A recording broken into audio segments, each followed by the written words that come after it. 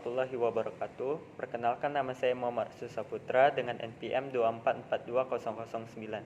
Saya dari program studi akuntansi. Saya di sini akan mempresentasikan tentang bahasa gaul dan identitas generasi muda, eksplorasi penggunaan bahasa gaul di kalangan anak muda, dan bagaimana hal ini mencerminkan identitas serta budaya mereka.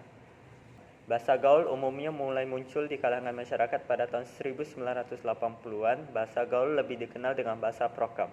Bahasa prokem adalah sebuah bahasa buatan yang digunakan di wilayah Jakarta pada tahun 1970-an.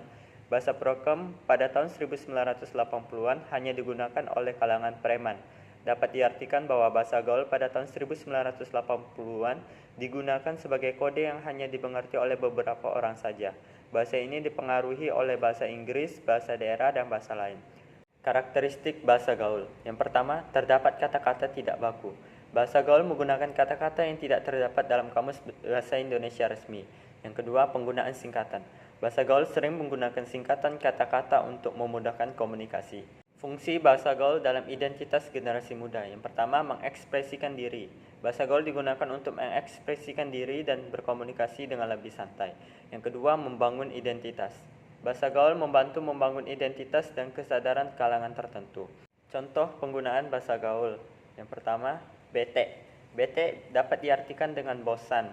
Yang kedua, asoy. Asoy dapat diartikan sebagai asik.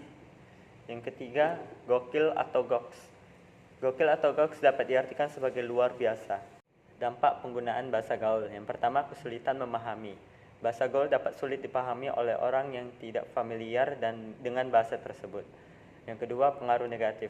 Bahasa gaul dapat memiliki pengaruh negatif pada bahasa Indonesia formal dan kesopanan berbahasa. Yang ketiga, ketergantungan.